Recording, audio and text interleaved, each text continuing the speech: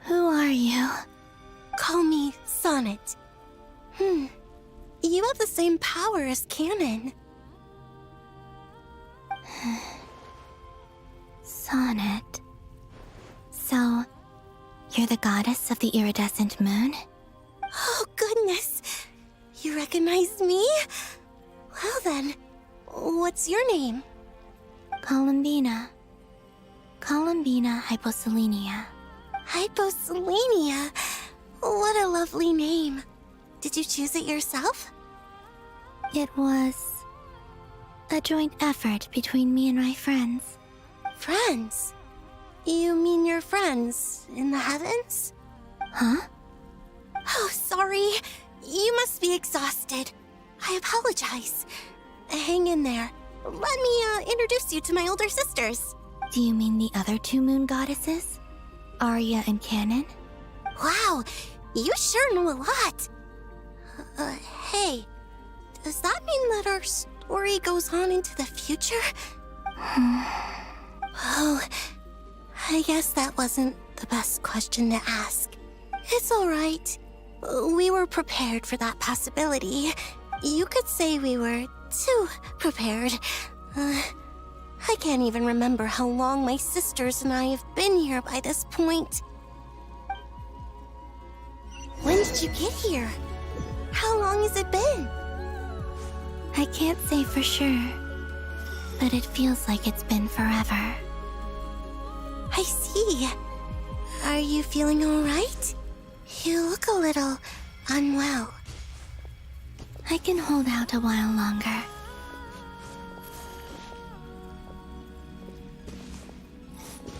We don't have far to go. The place where my sisters and I are based is just up ahead. Don't worry, they're both really nice. I'll introduce you.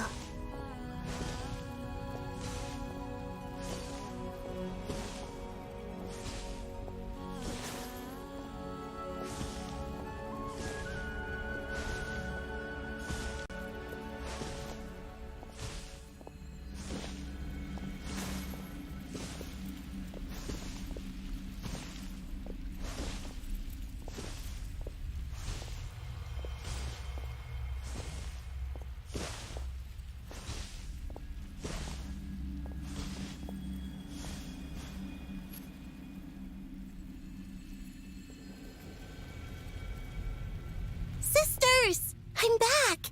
And look who I've brought with me!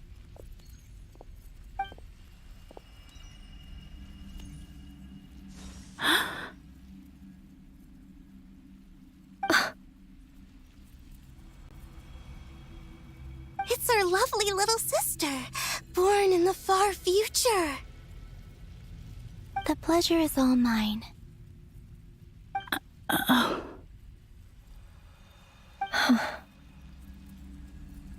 Allow me to introduce you to Columbina Hyposelenia.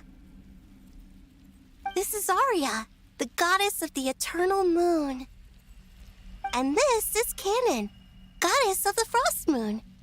Canon, don't you think Hyposelenia's power is similar to yours? Hello, Columbina. I apologize for our startled reaction just now. And please, forgive our little sister if she's been annoying you. She tends to talk a lot. It's fine. You seem shy. Don't worry, Columbina Hyposelenia. No one can hurt you here. Could you tell me where here is? Please. I must know. My dear sister, this is where Tevat's original ruler, the Dragon King Nibelung, imprisoned the moon goddesses. What? You're scaring her, Canon. No, I'm fine. Please, continue. Nibelung, our original master, created us in the distant past to maintain Tevat. But he left this world and traveled into the dark universe beyond, to explore worlds vaster still. Day and night, We fulfilled our duty in the heavens until the day that the first descender arrived. The great ruler of the firmament. The heavenly principles. Is that what later generations call them? I see. But we did not reject them at first, nor did they seem to harbor ill intent towards this world. We coexisted in peace. They were like a guest in our home. Slowly, however, we came to realize that our guest had a growing desire to change and dominate the world. And you didn't stop it? No. There was an order to the rules they set up that Nibelung never taught us. We wanted to know if this order would bode good or ill for Tivat. All right. Canon and I wanted to know. Sonnet was against it from the outset. Later, we discovered that this great ruler of the firmament bore an almost paranoid hostility toward the desire of certain life forms to seek power. Or perhaps they feared them. They would even cast down celestial nails as manifestations of their power, to punish the civilizations of the world below. Only this was far beyond mere punishment. Right. Their rules brought order, but the price people paid for merely testing the limits of those rules was far too great. I did everything in my power to help the punished escape catastrophe, but still, too many lives were lost. The ancestors of the Frostmoon Scions were some of the ones you helped. But just when we had decided to take countermeasures, the Dragon King, Nibelung, returned. And so began the War of Funerary Flame. So, that's the name the world gave that war in the future. Well, who won in the end? As far as I know, the Heavenly Principles won, although it came at a great cost. They remained in Tivat, where they continue to rule to this day. And the world's original master, the Dragon King Nibelung, was destroyed. And what of the moons? Are there still 3 moons in Tivat's skies? You can tell us the truth, Columbina. We know we are but remnants of a bygone age. We are prepared for the answer. Only the Frost Moon remains. But it has been cast beyond the false firmament by the Heavenly Principles. The eternal and iridescent moons were both shattered during the war. So death finally came for us in the end. Sonnet. But you're still here, aren't you? A moon goddess cannot live without her moon, Columbina.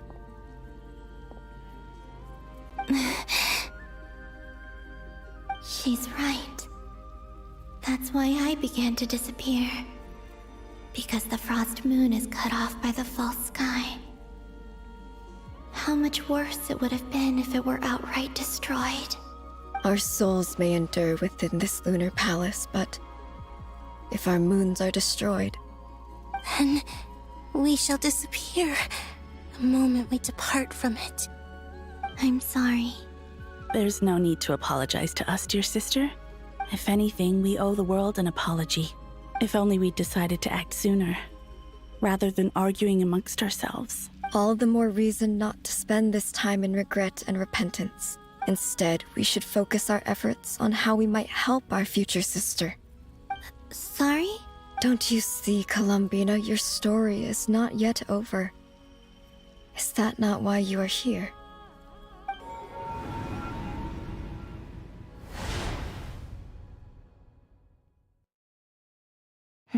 It's done. Initiate numerological array.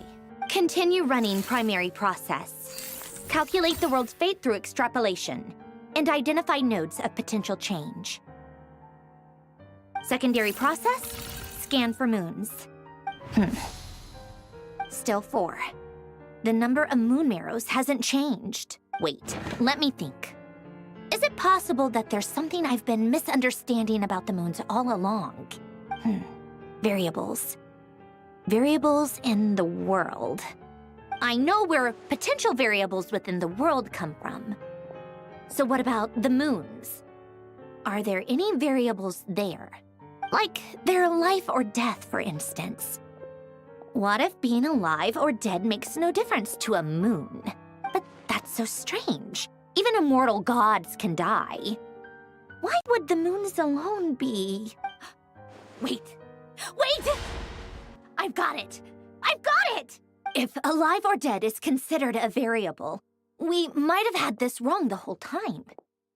No one ever said that a moon marrow equals a living moon. We just made that assumption ourselves. Initiate secondary process. Scan again. This time filtering out interfering perimeter, moon marrow. I don't care if they're natural or artificial. Get them out of my search results! Why? It says 3 moons still exist in Teyvat, even after excluding the moon marrows. But we know for a fact that 2 of them are dead. Redo the scan. Narrow the results to living moons and real moons. No, scrap that.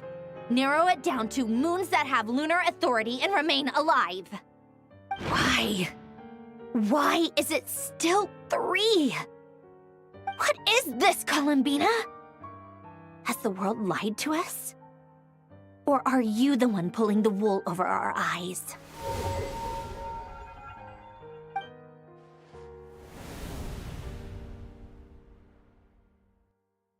So, you think that the moon's reflection might be where Nibelung imprisoned the 3 moon sisters?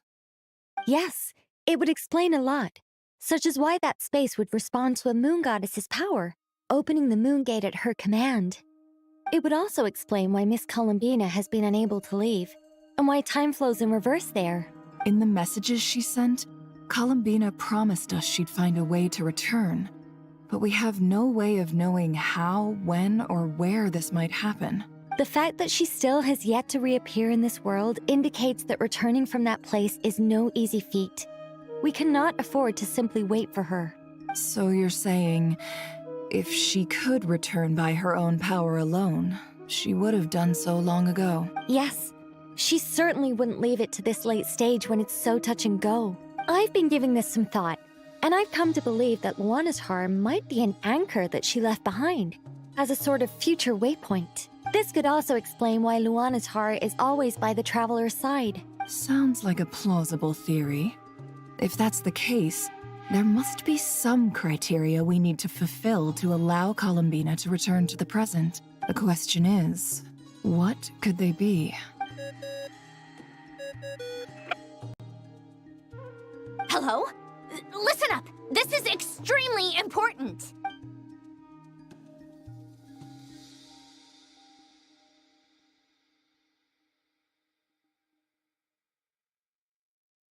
Not only is Columbina alive, but she may well exist in a form unimaginable to us. I'm still unclear on the details, but she's done something truly inconceivable in the past. And the clue to what she's done lies in the moon and Teyvat sky. Truly amazing. Oh, I'm so delighted for her. I'm sure we all feel the same. And I'm sure Columbina is ready to get back here and fight by our side. I'll keep my calculations going and try to find some way of coordinating with her. But that's not an excuse for everyone else to slack off, okay? All of you had better keep trying to think of solutions. How can the dead moon still live? And Luanatar...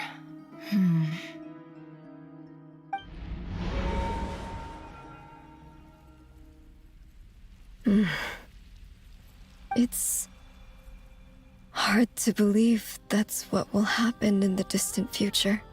Our authority is linked to the most fundamental rules of Teyvat. I suppose it's no wonder that many would covet that power. I didn't realize that when you said friends, you meant people who live down in Teyvat. That's so lovely. I always wanted to go down there and have some fun. Have you ever tried leaving this prison? Of course. Between us, We've tried everything. But no matter where we go, this space will eventually bring us back here. It's like the center of a whirlpool. Everything ultimately converges here, at the moment when Nibelung imprisoned us. In that case, have you tried using any of those pathways that connect this space to the real world? Sorry? What are those? They're passages through which you can make small-scale changes to reality by using Kuvaki. Or am I the only one who can use those passages? Because part of my soul remains in reality. Kuvaki. What is that? You don't know? It's a unique kind of elemental energy found only in Krai, the land from which the moons arose. Oh. Well, it's true that the moons first rose up from the part that you say is called Krai. But there is no difference in the elemental energy between there and anywhere else. What?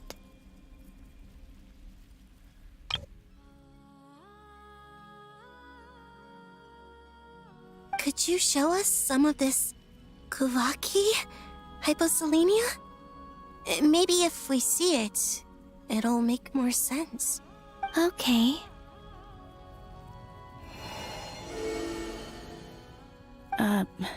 Isn't that just your power? What? But it's everywhere in Krai. In the air, in the land. Even the creatures who live there have adapted to its influence. How curious. This Kuvaki certainly did not exist anywhere in the world before we were imprisoned. Let alone influence living creatures. So, how exactly does it affect them anyway? Can they float in the air like us? This is so strange. Why would their reality differ so much from mine? Columbina, you're looking for more than just a way out of here, aren't you? Yes. If I am to help my friends, I will need tri-lunar authority on par with that of our foe. You mean... you'll need our power? This sounds extremely risky. The three moons' powers are not mutually compatible. Concentrating them into one goddess will be a very painful process. And if anything goes wrong, it could tear you to pieces. I know. But I'm willing to take that risk. Even so, let's say we successfully transfer our authority to you. How will you take it outside this prison? Nibelung constructed this realm specifically to prevent us from using our powers to interfere in his war. No moon goddess can leave this place alive. What if I don't leave alive?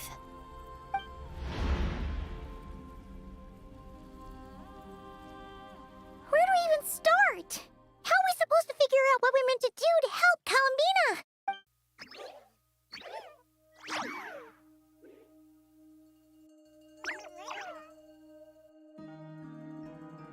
Columbina? What do you need from us? If she really got to the beginning of time in there, how do you think she'd leave us a message? You don't think she'd write it down on a stone tablet somewhere in the hopes that we'd find it, do you? Seems unlikely. Columbina may not talk a lot, but she thinks deeply about issues like this. Let's review what we know. This is the Columbina who fought alongside us against the Reikir of Solnari, and with whom we celebrated Moon Prayer Night.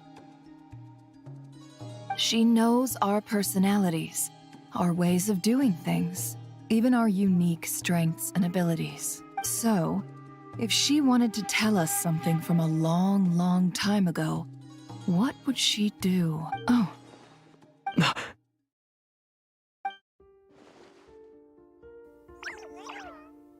Traveler, you once said that those golden ripples also appeared when Luanatar was born.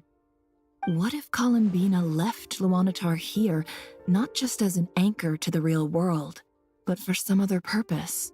If she is part of Columbina, and Columbina knows that I can see past events through her. Oh yeah! you peeked into Rarer's past through his heart. Never, wait. If you're right about this, and you can really see past events through Luanmatar, your eyes, they'll... Oh, I know. Looking at Rerir's past in Conria was already enough of a strain on my eyes. Looking this far back into the past, it'll surely blind me. But it's our only chance. This is the only way. Boss. We spoke about this once, a long time ago. Do you remember what I said, Yehoda? The day I lose my sight, the Curatorium of Secrets will be yours to run. But... What's wrong? I'd be overjoyed if I were you. This day's come a lot earlier than either of us expected. I need to know you'll honor our agreement, Yehoda. Promise me. Yes, Boss Neff. I promise. Are you sure you don't want some time to think this through? What is there to think through? I should have gone blind after our battle with Rerir. Frankly, it's almost criminal that I got away with it for this long. Then at least let me take some precautions on your behalf. And if you really do lose your sight, I'll visit your office every day and make sure you're well looked after. Oh, please, anything but that. I was actually ready to go through with this. Are you trying to scare me into backing out? As if I could ever scare you. I'll assume you're just joking to calm your nerves. All right, enough chit-chat. Let's do this.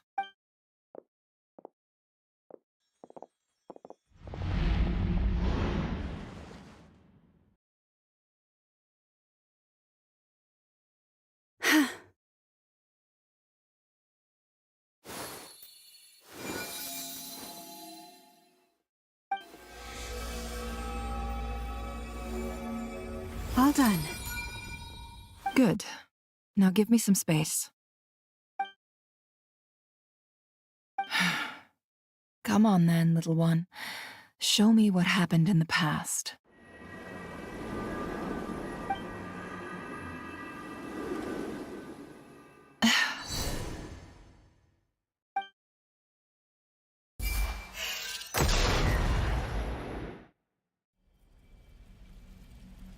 Between the Trilunar Authority, Kuvaki, and the soul-surviving moon, the Frost Moon, I think I might know how to get back. But I will need my sister's help. Time to go talk it over with them.